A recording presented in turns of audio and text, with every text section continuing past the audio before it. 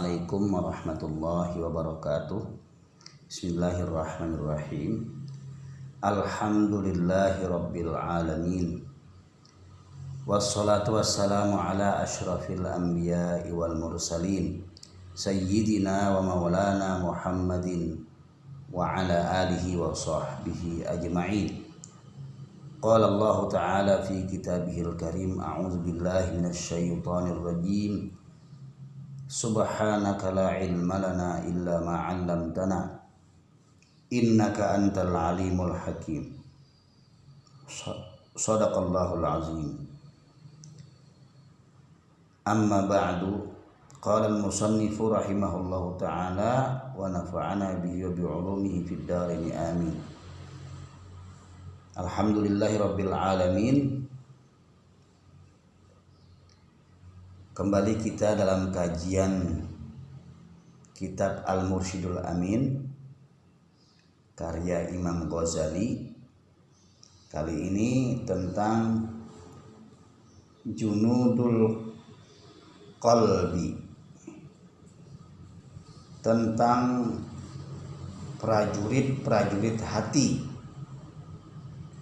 Maksudnya adalah tentang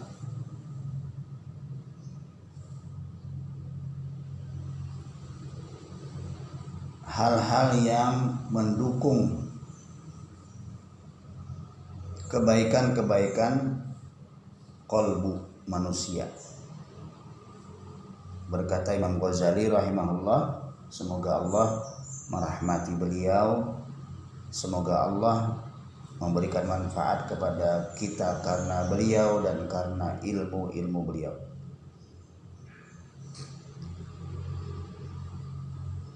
Setelah mengetahui hakikat hati yang kemarin kita pelajari, kita ketahui sebagai latifah rabbaniyah ruhaniyah, pemberian dari Allah Subhanahu wa taala kepada kita berupa kelembutan perasaan yang mempengaruhi kita dan tampil dalam perilaku-perilaku terbaik dari diri kita, yaitu akhlak mulia. Kalau sudah tahu apa itu qalbu, kata Imam Ghazali, maka kali ini akan kita jelaskan mengenai tentara-tentara hati, serdadu-serdadunya, anak buahnya hati. Apa saja itu?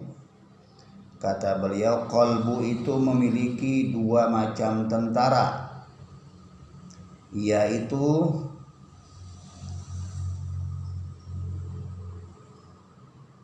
tentara yang bisa dilihat dengan mata seperti tangan, kaki, mata, dan seluruh anggota tubuh. Inilah pembantu-pembantunya hati dalam wujud tubuh kita sendiri yang bisa kita lihat, yaitu tangan. Ini kerjaannya adalah mengerjakan pekerjaan tangan atas perintah hati. Kaki juga begitu, mata, telinga, mulut, otak, pikiran, dan seluruh anggota tubuh.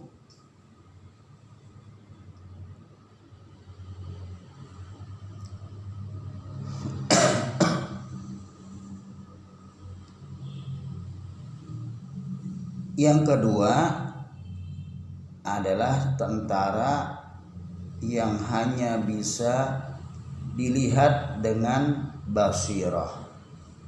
Basirah itu artinya mata qalbu, mata hati, yaitu sifat-sifat. Wujudnya adalah perilaku, sifat yang akan dijelaskan berikutnya. Kata beliau, sabda Rasulullah Shallallahu Alaihi Wasallam, inna fi jasadi bani adama mudghatan, sesungguhnya di dalam tubuh manusia, yaitu anak Adam, terdapat segumpal daging. Idza saluhal jasadu kulluhu, apabila daging itu baik, maka baiklah anggota tubuh seluruhnya.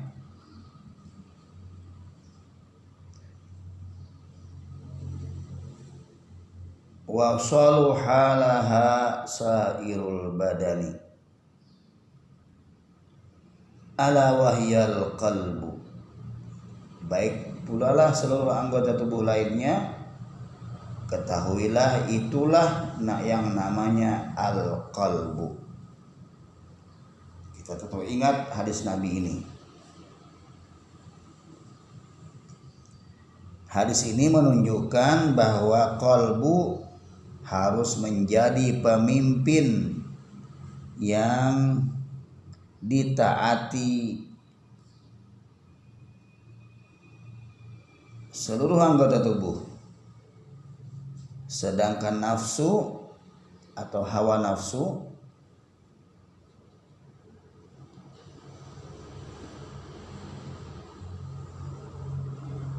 yang ada pada seluruh anggota tubuh itu harus taat kepada perintah dan larangannya hati atau qalbu. Jika yang terjadi tidak demikian, melainkan syahwat yang mendominasi, maka pemimpin menjadi yang dipimpin dan keadaan berubah terbalik, seperti raja menjadi tawanan yang tunduk di bawah kuasa anjing atau musuh. Jangan sampai anggota tubuh ini yang memimpin hati, jadinya hatinya tidak aktif sekehendak nafsunya, bukan sekehendak hati. Itu tidak menjadi benar di hadapan Allah Subhanahu wa taala. Karena terbalik, seharusnya hati yang atau qalbu yang memimpin, justru malah qalbu yang dipimpin. Oleh karena itu, ketika seseorang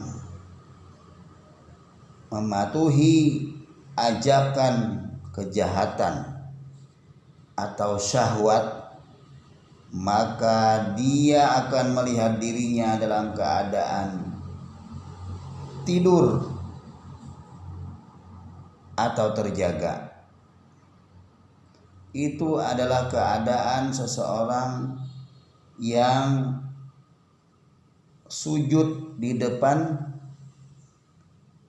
seekor babi atau keledai yang jorok dan bodoh perlambangnya. Jika dia mematuhi amarah kemarahannya, maka dia akan melihat dirinya seperti bersujud di hadapan anjing, lambang kemarahan. Hakikatnya dia mematuhi keledai, yaitu lambang syahwat, sekaligus mematuhi babi, yaitu lambang kejahatan, dan juga dia mematuhi anjing sebagai lambang kemarahan. Dalam keadaan seperti ini, ketika menuruti syahwat itu dan kejahatan, berarti dia tunduk pada syaitan yang menguasai hatinya. Sebagai manusia yang lebih utama di antara makhluk Allah lainnya, dia malah tunduk kepada syaitan, makhluk yang jahat.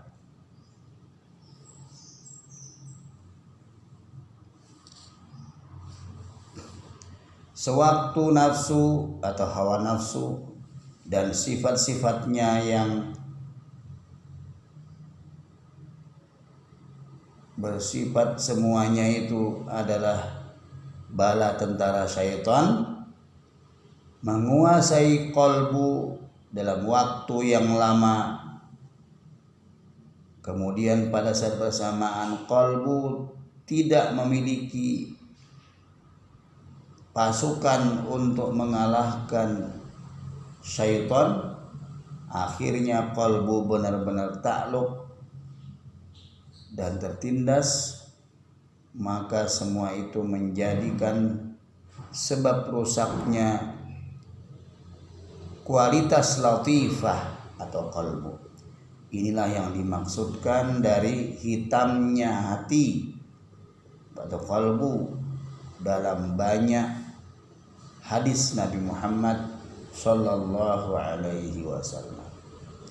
Ini juga yang dimaksud dengan kata taba'a atau mengunci, dan rona atau menutupi dalam firman Allah, ulaikal ladzina taba'allahu ala qulubihim. Mereka itulah orang-orang yang dikunci hatinya oleh Allah. Surat Muhammad surat ke-37 ayat ke-16.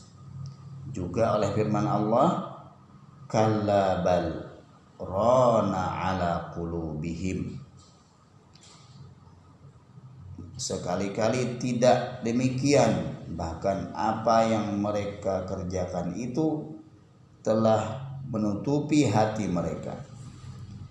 Dalam surah Al-Mutaffifin surat ke-83 ayat ke-14.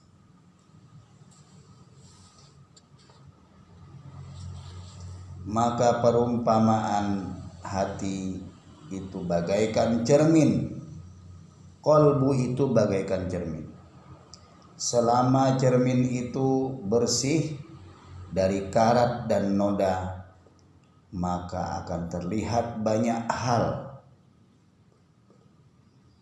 Tapi ketika sudah dipenuhi karat dan tidak ada yang bisa menghilangkan dan membersihkannya serta membuat cermin mengkilap, maka karat itu akan semakin kuat menempel di kolbu sampai menyatu dengan kolbu. Akibatnya rusaklah kolbu hingga pembersih model apapun tidak mampu membersihkan dan menggilapkannya. Demikianlah makna yang dimaksudkan dari mengunci dan menutup hati. Ini pula yang diisyaratkan Nabi dalam sabdanya, innal qalba la yasda'u kama yasda'ul hadidu. Qila wa ma jala'uhu, qala zikrul mauti wa tilawatil Qur'an. Sesungguhnya hati dapat berkarat sebagaimana besi yang berkarat. Lalu apa yang bisa membersihkannya? Para sahabat menanyakan. Nabi pun menjawab, dengan sering mengingat mati dan membaca Al-Quran. Itulah cara untuk menjernihkan kalbu kita, yaitu sering-sering mengingat kematian dan juga banyak membaca Al-Quranul Karim. Kiranya itu dulu yang bisa saya sampaikan, mudah-mudahan bermanfaat. Jangan lupa subscribe, jangan lupa di like dan share tayangan ini sebagai tanda kita cinta pada kebaikan, tanda kita ingin menjadi orang baik, dan juga sebagai lahan dakwah kita bersama sebagai bekal menuju Allah Subhanahu wa ta'ala. Demikian dari saya, mohon maaf atas segala kesalahan. Wallahul muwaffiq ila aqwamit thoriq.